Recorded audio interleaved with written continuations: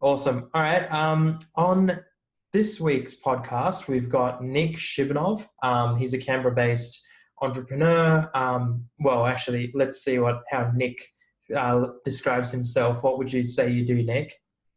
Uh, Entrepreneur of life. Let's just put it that way. Yeah, awesome, awesome. Why do you say that? What kind of makes you feel like you're an entrepreneur of life? Well, I started off not really liking the term entrepreneur. Just, I guess all the connotation around it was really Hmm. made it seem really sexy, I guess. But then I kind of realized that I was because I didn't. Uni wasn't really my path. Like 9 to 5, not my thing. Work that requires any effort, not my thing. Some Uh-huh. people might feel privileged or whatever, but that's just how I like to live. And yeah, I just like to experience most life has to give. Awesome. All right. Are you working on anything at the moment? Do you have any kind of things brewing? What's exciting you the most at the moment?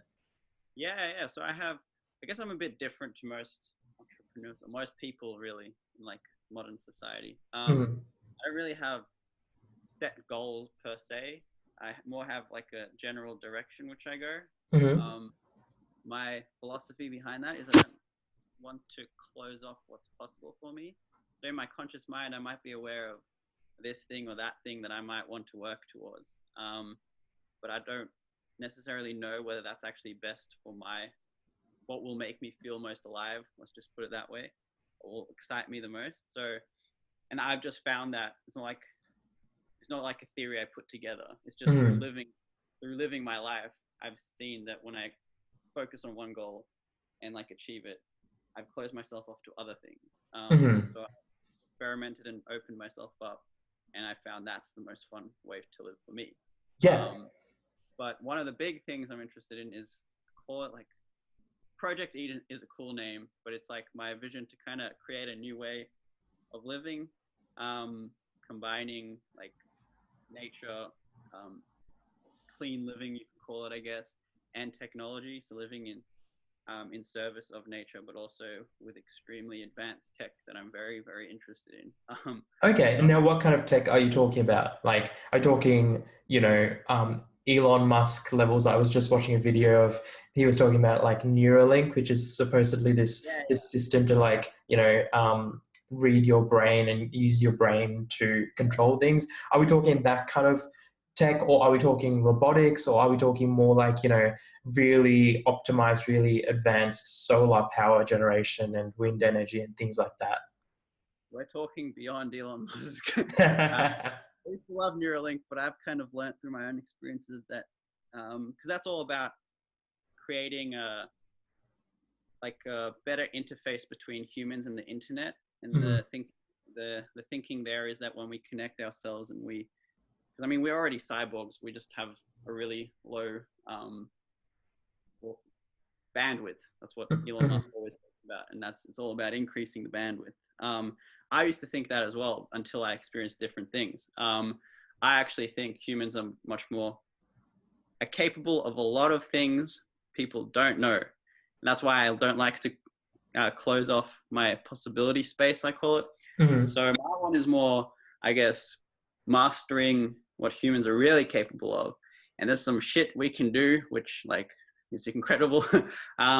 And I think there's a lot more that to discover for me as well, and for everyone. But also on the other side, other kind of technology. I actually think humanity is not that advanced. Like, I mean, it's hard to say because this is the only frame of reference we have. Like, so for us, looking back at what we know, we're like, look how advanced we are. But I think from different experiences, let's just put it that way, there are other things out there which are much more advanced, and we're just on the cusp of things. Mhm. So you But up think until we have more potential that we will explore into the future, or do you think um, we're not going to ever hit this kind of oh no, real advance? I think there's so much that we don't know, which is kind of evident in everyone's lives, but we forget Mhm. about, you know.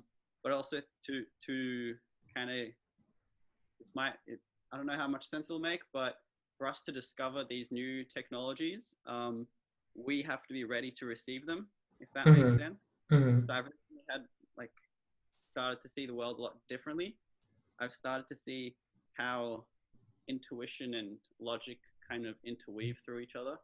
And what I think happens is, this is personally my belief, believe it or not believe it, but we receive information as we need it and as we're ready for it. So when you look at like creativity or any invention, you kind of get moments of inspiration, and that these things kind of come to you. You don't really know from where, like in the Mm-hmm. shower or whatever. Yeah, they just kind of happen. And then you use your logic, you process that information, bring it to life, and that's the Yeah. dance. And I like, my belief for that is through looking at Nikola Tesla, Albert Einstein, and this other guy, I forgot his name. Mm-hmm. The Man Who Knew Infinity. That's the movie after him. But all these three people, they speak really clearly about how they did everything, and they're like, we didn't do anything. We just accessed some kind of source and Yes. channeled it and came out with this stuff. Like Nikola Tesla is insane. He created all his experiments in his mind. He never did anything. He's like, all these scientists have it wrong. You have to use your mind. And he used his Mm-hmm. imagination, created everything in his head, and then made it after everything was perfect. And he's got like a whole biography, and he talks about how, yeah, he accesses this. He doesn't know what it is, and I don't actually think that's important. People Mm-hmm. are really cool. But he accesses this, and then it gives him these things, and then he brings them to life. And everything we have, like this laptop right now, is because of Nikola Tesla, basically. Yeah. And Yeah. it's the same. I mean, his whole thing was imagination. He wasn't even that good of a mathematician. Mm-hmm. He just created these thought experiments and revolutionized everything. Yeah. The kind of, and then I forgot his name, but he's the guy from The Man Who Knew Infinity. Okay. Yeah, I know the movie. Yeah. Yeah, you've seen it. Have you seen it? I haven't seen it, I don't think, Oh, okay. but it's probably something I should watch. Yeah, I would watch that one, because that Uh-huh. one's like insane. So he's this guy from India in the 1900s, and he didn't have any mathematical training, any formal training whatsoever. But when he would pray, when he would get into these like altered states of consciousness, you could say, Mm. things, or he described it as his goddess giving him theorems, like math on his tongue. Right. And then he sent it to Wow. Cambridge, and eventually Cambridge, like, he was flown over, and he had all these theorems, but he didn't have the proofs for them. And like, how the hell did you know all these? Right. Yeah. Yeah. Problems. And so they all kind of channel this. And then you have scientists using only the logical mind, catching up for like 100 years. And that's what happened with each one of them. Nikola Tesla, Right. Albert Einstein was still finding all his theorems to be true. And then this mathematician, we're using his math, his like lost notebook to look at how black holes function. Like, Right. Okay. Wow. yeah, so that kind of creates my worldview, that the way most people think right now is incomplete. It's not that it's wrong or right. Yes. It's more that It's not the full picture. Yeah. Yeah. There is no wrong and right. And Right. Yeah. There's just more potential of unlocked things and things that we have explored and so on and so forth. So in my view, our consciousness, or our internal state, you could say, is very much linked to what we can manifest in the world. Mm-hmm. So I want to create a society where I teach people how to raise up their level, like raise up their consciousness and unlock their particular gifts that everyone has. Right. And so then, is this coming back to Project Eden, as you were calling it? Is that? Yeah.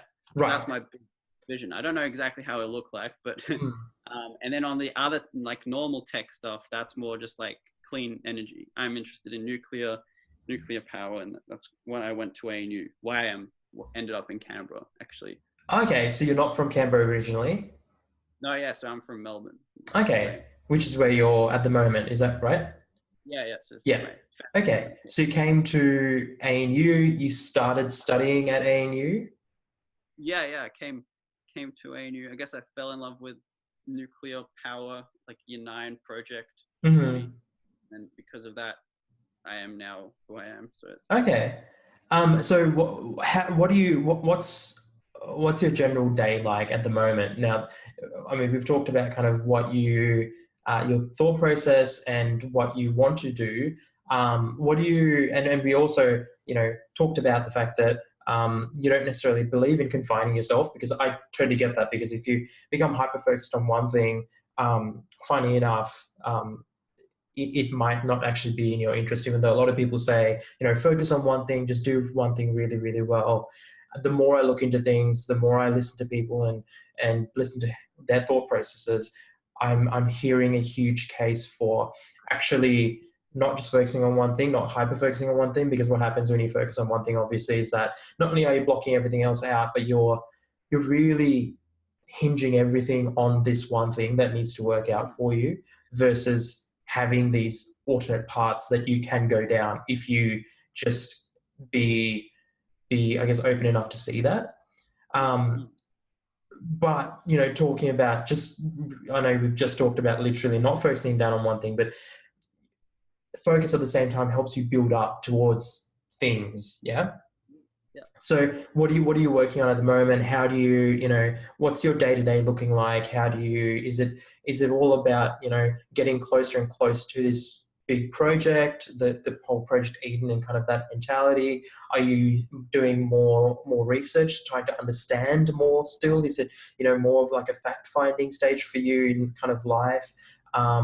So what do you do at the moment? Yes. This would be an interesting answer. So I'm more focused on it kind of evolved. It's evolved for a while, but since I came back from San Francisco, I had this moment. I kind of got meditation and Hold on. So you were in San Francisco for a little while? in April I was in San Francisco for startup stuff. And I ended up coming back and then leaving my startup to pursue I don't know what led me here. Yeah. Right. Okay. But, yeah. Since then, my path has changed, because at the start of the year, I guess I was very focused on the startup, on like this goal. But since then, it's kind of changed, and it's more of a mysterious path. And I guess in terms of the day to day, it's evolved a lot over the past couple of months, like really rapidly. It's been insane. But day to day, I try. So this is going to sound irrelevant, but I promise it's relevant. In physics, so if you have like a ball and you throw one ball here, and it takes the path it takes, right? Physics, you have this funny thing where basically it's an attempt to answer the question of why does it take the path that it does take?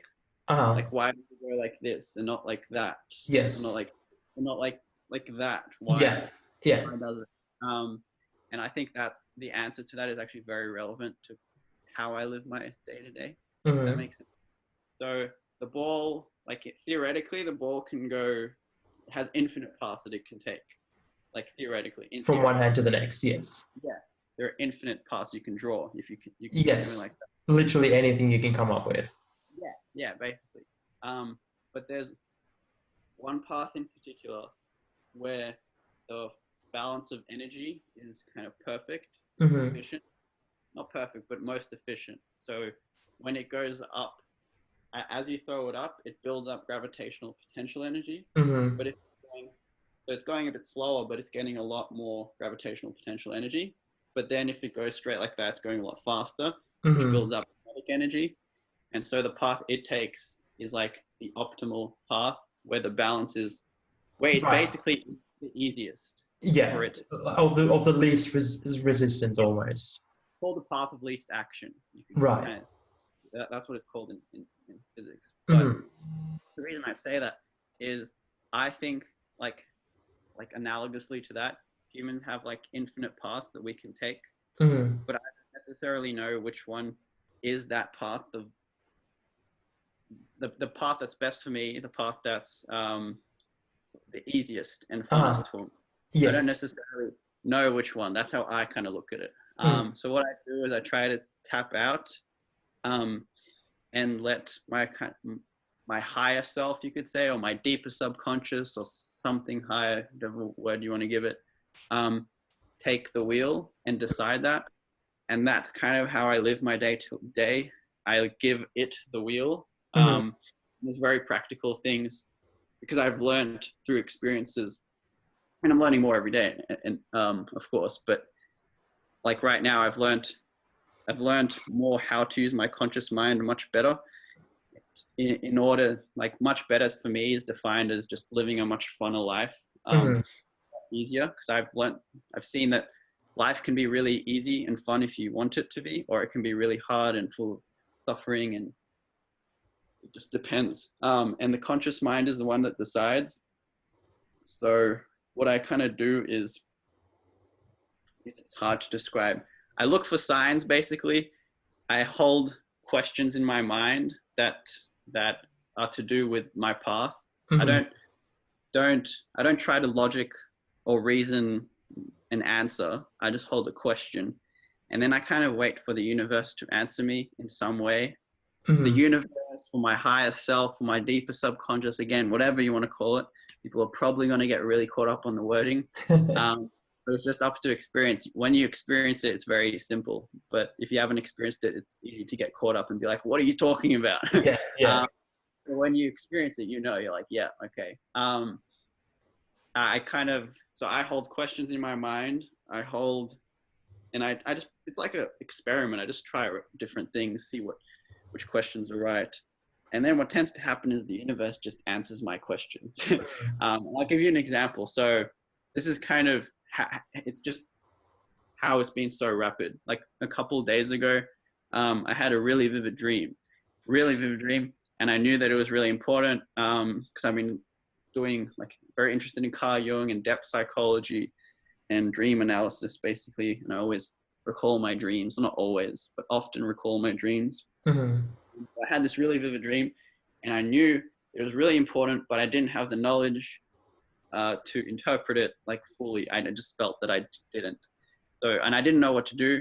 And there were a couple of things I could have done, but I just came to a point. I'm like, I don't know what to do. Can you please send me a sign? Can you tell me what to do next? What should I do with this? Like, what should I do next? Mm-hmm. And so, as the day progressed, like I had two pathways I thought I could have taken, but I felt like they weren't right. They weren't necessarily right. So I just kind of let it go, kept it in the back of my mind, went on with my day. And then as the day unfolded, I was basically ended up at an event. I planned to go to this event, but I had that dream in the back of my mind when I was at this event. And then the lady talking at the event was like, I was very much drawn to her, you could say. Mm-hmm. I Mm-hmm. was just like, I knew there was something. We had to interact in some way. I didn't necessarily know how. But then the dream, like it's very easy to be led by the universe if you allow yourself to. So Yeah. I just kept getting this thought of just like asking her about my dream. I Mm-hmm. hadn't met the woman. She's like, but I knew I had to ask her about the dream. Yeah. Um, so there was a moment where I could decide to either go back to my friends or go to this woman and ask about the dream. And I was just like drawn to her, went to her, and I'm just like, okay, this is going to sound crazy. And I hadn't even introduced myself. I'm like, Mm-hmm. okay, so I had a dream. I don't know how much sense it's going to make, but can you help interpret it? And she's like, yeah, yeah, yeah. And then she, yeah, tell her my dream. And she's like, whoa. Um, she does some weird thing on my heart. I don't know. Tells me, gives me her interpretation. Then to me makes perfect sense. And she's just put my life into Right. context. And she like says all these things she knew about me somehow. At least that's how I interpreted it. Mm-hmm. And I was just like, whoa, thank you so much. You've cleared up so much. And then so she then said, we should probably see each other one-on-one. I said, yes, I definitely agree. Yeah. Yeah. So yeah, the next day or the next two, yeah, 2 days later, we had a one-on-one, and then she like clarified everything she meant. And then I was like, oh my God, I've been working on this stuff like the past month. How did you know? It's like, she just told me. So what was she? What did she do? How did she have the skill or the knowledge to do what she did? So she's someone who you could say, in my lens, at least this is how I would describe her. Mm-hmm. She's up there in terms of her. If you think of like consciousness as a spectrum, and the lower spectrum are kind of the lower state emotions, I guess you Mm-hmm. could say, fear, guilt, all that, apathy, and the higher states are like love and peace. encourages the middle. But she's up there on the spectrum of consciousness, Mm. and I was drawn to her. And she's, I guess you could say, like, I forgot what the word is. One of those people who claims, there's a word for it, claim they have supernatural powers. Mm. Um, it's to me, it's not supernatural, it's natural. Natural. Yeah, yeah, I Right? get what you mean. It's very natural. Yeah. It seems supernatural once you don't know what it is, but when you do, you're like, oh, everyone has it. It's just Yeah, it's that intuition, it's that kind of oneness yeah, with your consciousness as well as your subconsciousness, as well as everything that's happening around you, and understanding kind of the yeah, general, yeah, the general kind of, yeah, things that are happening at a higher level.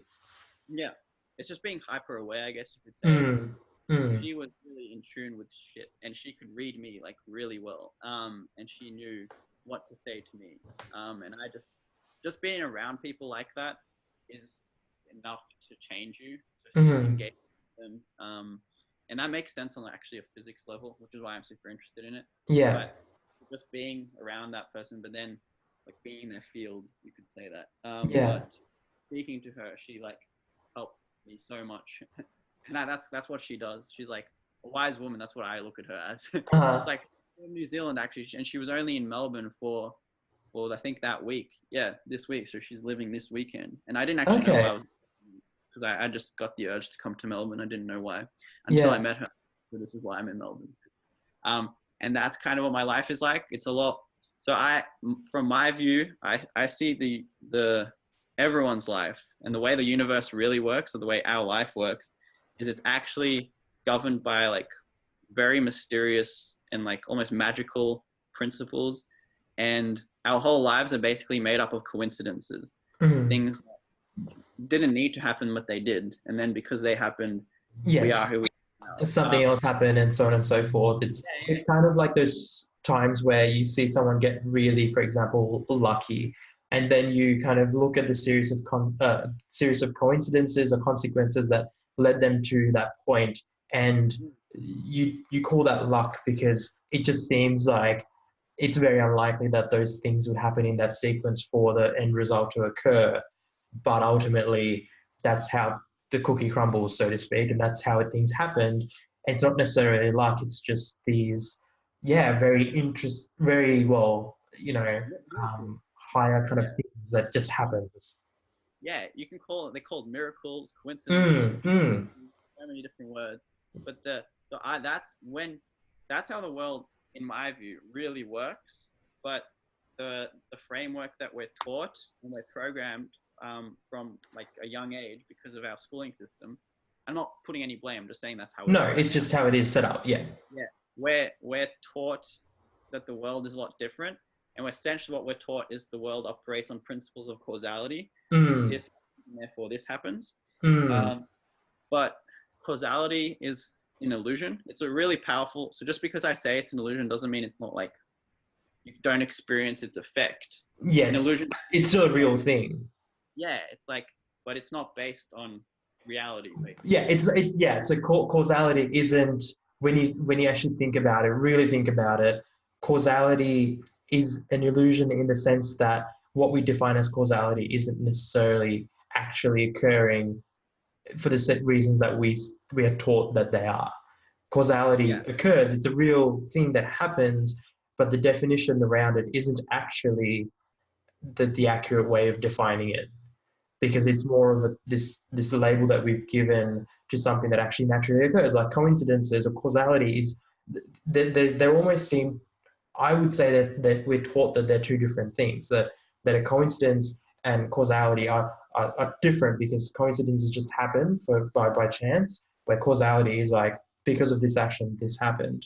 um, yeah, it's an interesting point that you raise about that, and how, I was just talking to someone this afternoon about how there are systematic things in place, not necessarily to suppress anything, but to explain things in a very easy to understand, very, very simple way that the schooling system can easily, you know, educate you on and help you be part of society, without needing you to have, this particular level of thinking or higher level of thinking. Yeah, so 2 points come up in when you said that. The first one is just to demonstrate why causality is actually not the way the universe really operates. I guess on that Mm, front, you could say, well, why do you exist right now? mm, So you could go back to your birth and say, well, when you were born, you started to exist. mm, But when you think about like your father's sperm, mm. there are so many millions of them. So why that particular one? Well, if you look at his life had to occur exactly the way it did for him Yeah, to meet Eva and for them to have conceived on the exact day that they did, at the exact time that they did, at the exact like like millisecond. Yeah, humidity just right. Um, so, so you existing isn't necessarily because of your birth. For you to exist right now, all of time and yeah, space everything. had to have occurred exactly as it did. Mm-hmm. So causality really it tries to pinpoint one thing as Mm, you being the cause, but really that one thing was the conception of the universe. So and then but the problem is like on the systemic level, like you were saying, the whole legal system is based on causality and blame. yeah. So when you have this new lens, then who do you blame for stealing the tomato? Yes. Yeah, is it Yeah, the parents who gave birth to that individual, or like at what? And I guess it's much easier for everyday life to bring it to these very defined kind of points of causality that you can go. It is, when you chose to pick up the thing that you stole and you walked out of the shop. That's when you stole it. Versus, let's bring this blame back, and yeah, end up at essentially the starting point of everything. yeah. Because like there's very like this is like the psychological effect of cycle of abuse. You could also look at it. Mm, Maybe someone was abused by their father, so then they probably abuse their child, who then abuses their child, and the cycle continues. So there's this who do you tendency.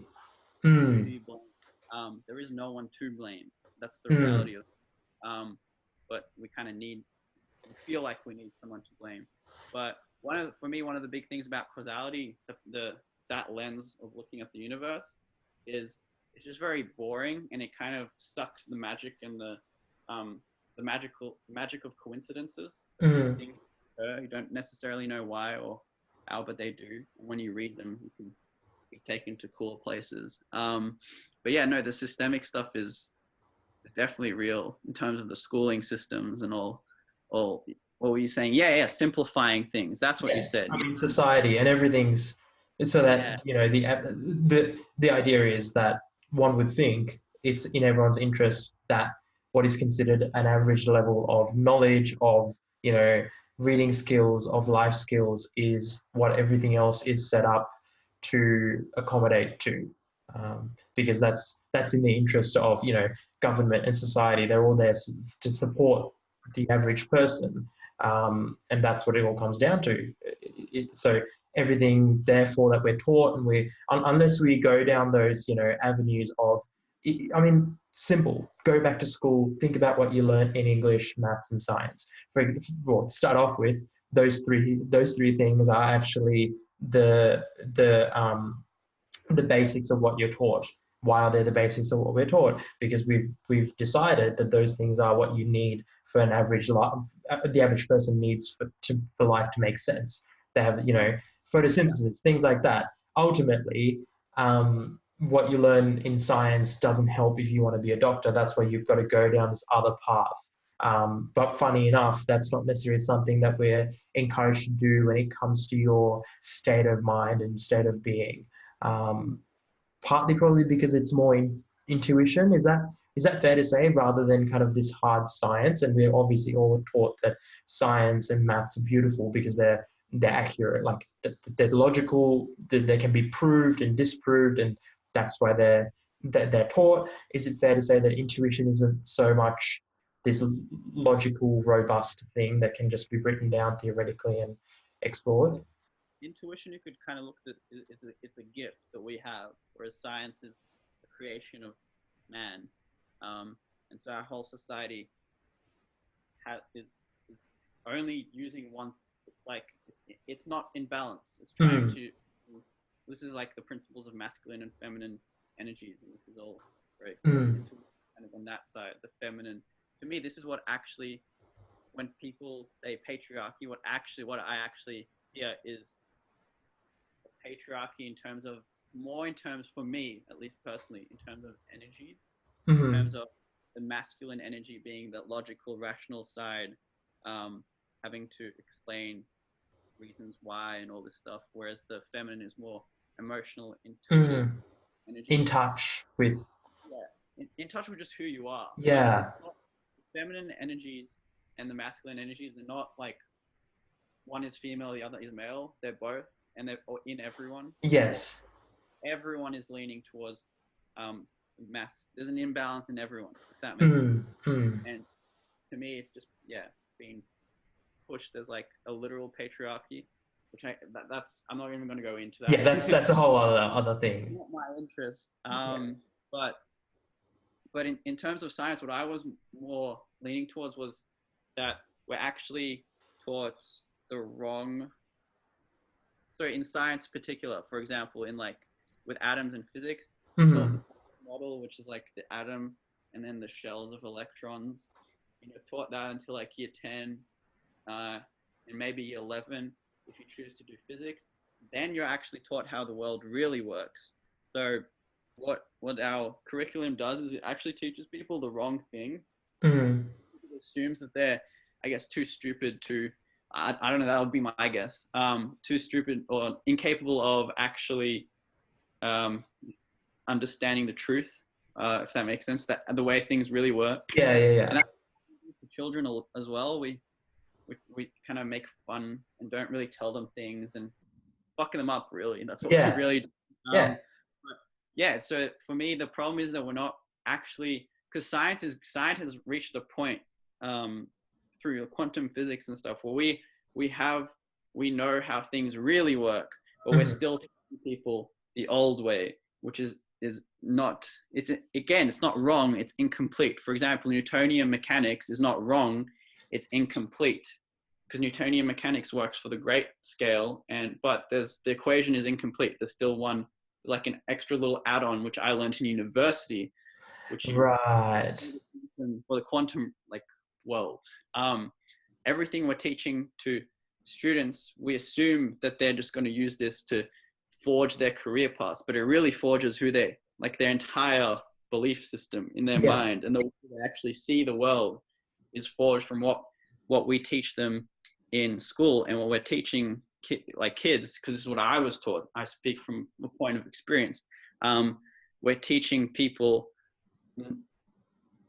incomplete science, and then that's forming an incomplete picture of the way the world really works. And Yes. then that actually takes their power away, and then they become really psychologically fucked up. And that's where I think, this is going to sound like a complete segue, but that's what I think the fundamentals of, like, for example, like mental health problems really stem from. But the problem is that everyone's treating this they're mistaking symptoms for causes on Yeah. like the spectrum, whereas I think it actually goes really deep into everything about our modern society. Yeah. I mean, you make a very interesting point because I've heard of people who, for example, suffer from anxiety.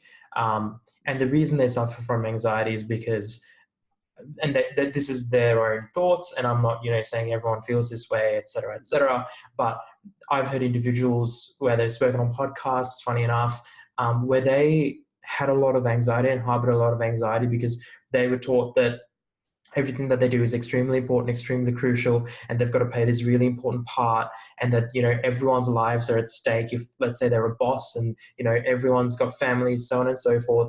And that was this point of huge anxiety for them. And that was because of the construct of society. And you're obviously taught that you have this very important part to play within society, and it's important that you get this role correct, and there are all these responsibilities and so on and so forth. And funny enough, they only got past that once they got past this anxiety, once they realized that everything's not hinging on them in the same way that they've been taught at a young age everything is. It's funny enough because I'm sure a lot of people go through this this stage in their life where they start learning that lying isn't actually as bad as, for example, as you're taught you are when you're a kid. You're taught that, you know, you should never lie, or you should never like hit someone. When ultimately lies can be used for good, and, you know, white lies and so on and so forth. And there are times and places to tell people lies. But yeah, it's an interesting point you raise. I think that um, all these things are, we're essentially built on what we're taught from school or at a young age, and that builds out our subconscious in a way that we can't really just fix, Yeah. but it really does mess us up, because if we start delving into things that, I mean, as far as I'm concerned, even entrepreneurship, not everyone is cut out for it because of the preconceived, because of the fundamental, the foundational things they've been taught. You know, you've all, like, I mean, think of even the banking system, the way they give you loans.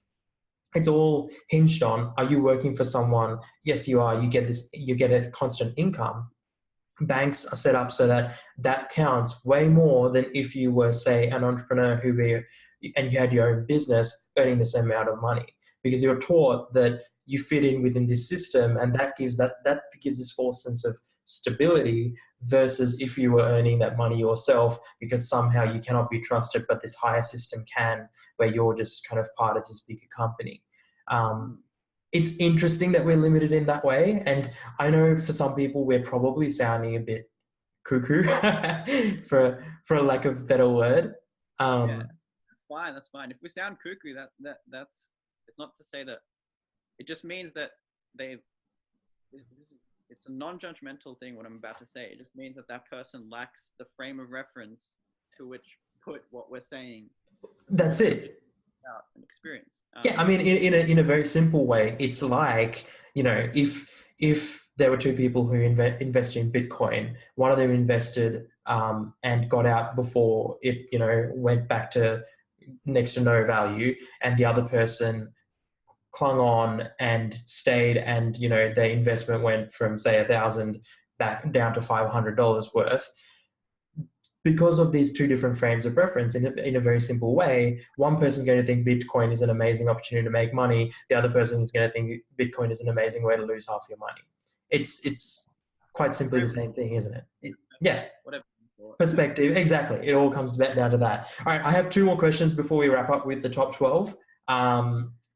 Question number one, who was that lady? Because I'd love to get her on the podcast and have a chat with her. If you could shoot me her details later on. Yeah, I'll shoot her details. Her name is Balina. I actually forgot how to. That's right. Shoot me her details. Maybe if you have a contact for her, maybe you can make the intro, and yeah, I'd love to chat with her. The second thing is, I'm sure everyone who's listening is wondering, how do you fund your life nowadays? Like, if you're kind of going with the flow, I'm sure there's people out there who would love to do it. How do you fund it, if you don't mind me asking? Like, yeah. Okay, I guess you can. So my one's interesting. When I was in year 10, I had put everything I had into Bitcoin. And so when was this? Year 10, or how long ago was this? 2014, maybe 2014. So how old are you now, if you don't mind me asking? 21. 21. Sure. So cool. Yeah, something like that. And Bitcoin was very low back then. I didn't have much money, but it turned into quite a lot. Mm-hmm. So I have that. That's kind of my little nest egg, you could say. But that's just my savings. But then I also have, like, I'm privileged to have support from my family as well. Yeah. But I'm actually trying an experiment, you could say. I'm cutting that off by the end of this year. And you're probably gonna laugh at this, but everything I've experienced has shown me that as you need things, they will come. But you have to be in a state of consciousness ready to receive, and you have to reprogram your beliefs. That's what I'm doing in Adelaide. It's funny you say that, because we're digressing a little bit, but it's actually the way you explained what you just explained, that, you know, when you need it, it will come, is actually the same. And, you know, we talked about coincidences or causality and perspective and miracles and so on and so forth.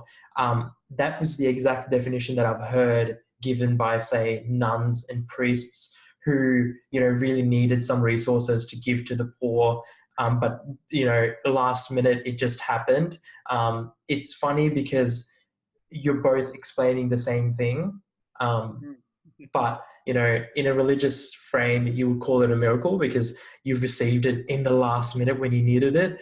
But I don't know that you'd call it a miracle. You just know, on the other hand, your frame of reference is that it is intuition and it's just the universe kind of making things happen when it needs to happen. Yeah, so that's interesting. So for me, because religion is an interesting one. For me, religion and science, really any endeavor of humanity is kind of an attempt. We've forgotten this, but it's an attempt to look at the truth and find out how the world really works, how the universe really works. And all these things, religion and science and quantum mechanics and psychology, all these things are different lenses to look at the universe from. If you think And explain the universe.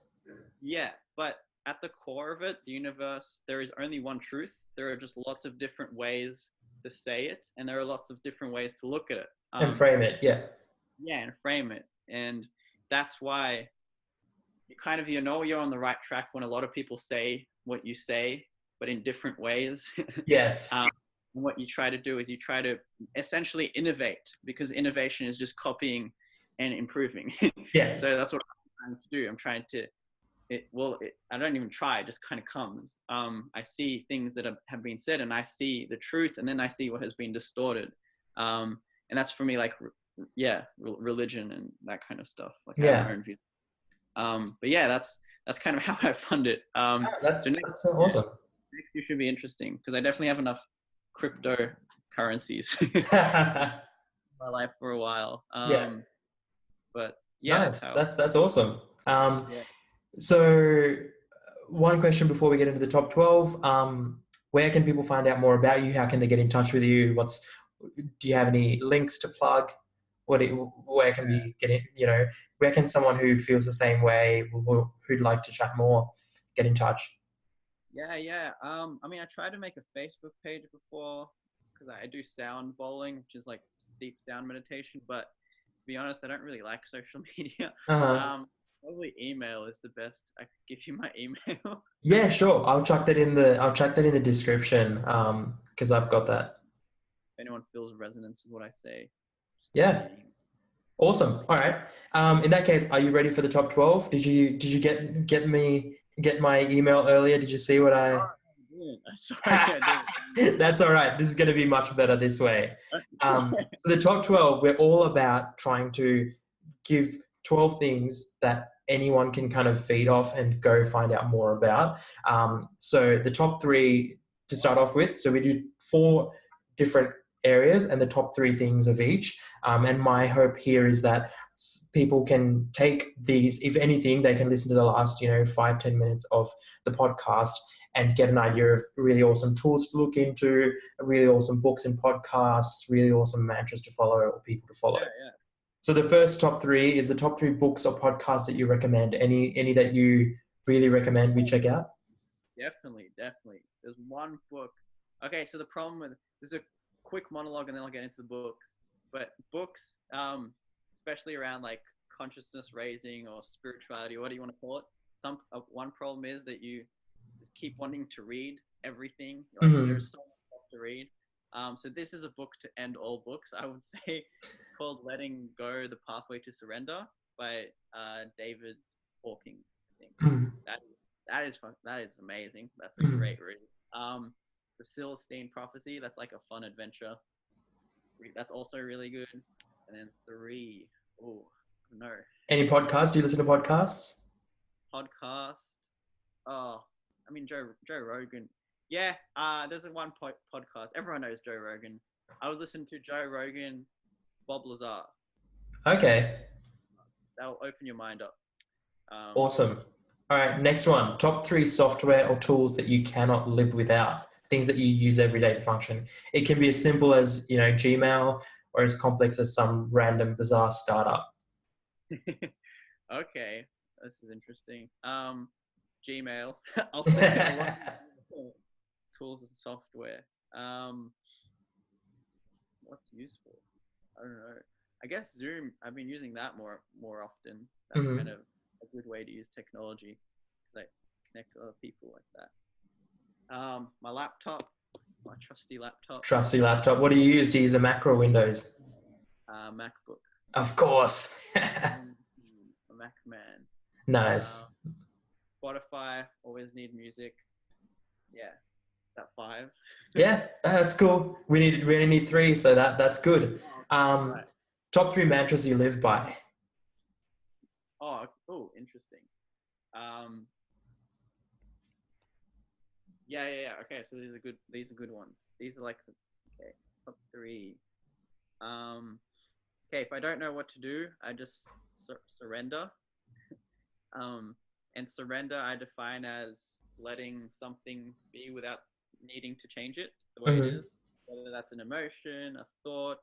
Um, never try to deal with things on the thought level. Oh my god, you'll get caught in a storm.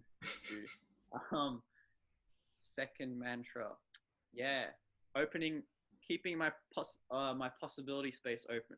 So not limiting myself to what's possible, Hmm. no matter how crazy it seems, no matter how crazy it seems. Yep, just give it a go. Yeah, or just be open Just to let it. it, yes, yes. Let it happen. And 3, don't take things too seriously. Yeah, Love it. Awesome. yeah. All right, the last three. The top three people you follow and why you follow them. Top 3 people. Okay, number 1, Charles Eisenstein, 100%. Charles Eisenstein, he was very important on my journey. He's someone who's able to dissect exactly what's going on in Western culture, or modern culture, and where we went wrong and what needs to change. Mm. So if anything I said resonated, look into Charles Eisenstein. This man will Uh-huh. blow your mind. Um, Charles Eisenstein. Oh, okay. Top 2. I guess right now there's this guy called Jordan Bates. He's someone I actually ran into from my startup journey. So I met someone at Sydney StartCon. Is that what it's called? Mm. StartCon. Yeah, Yeah, yeah, StartCon. yeah. So that's a funny story. I hacked my way into getting free VIP tickets. So I was on a yacht with all the speakers, and they were all international. And then I was wearing my startup shirt, and going up to all of them, getting their numbers, and I was like, wow, this is great. And then one of the girls I met, she's like, awesome. Um, she introduced me to him, or at least told me about him, and then I've been following him for a while. I like getting his emails. His name's Jordan Bates, and Jordan Bates. he runs a site called High Existence, and Mm. just kind of about life. And yeah, Mm. he calls it helping people craft the most exciting life. Okay, awesome. And then who's the third? Do you have a third person? Oh, third person. Um, that I follow. Third person. Ah. It's all right if you don't have one. Oh, there's someone. Bill Plotkins. He's a depth psychologist, and Okay. he wrote a book called Soulcraft. Mm-hmm. Basically about psychedelic experiences, but completely without drugs. So if that interests you, Interesting. Bill Plotkins. Yeah. Yeah. That's what got me into this. Yeah. Yeah. Awesome. All right. That's yeah, those are really top 12 things that I'm probably gonna have to follow up now. I don't know if I have the time, but I'm gonna have to do it because it sounds really interesting. Thanks for hopping on a call, Nick. Thanks for hopping on the podcast. Yeah, we'll keep in touch and talk to you soon. Yeah. See you soon. See you soon. Awesome.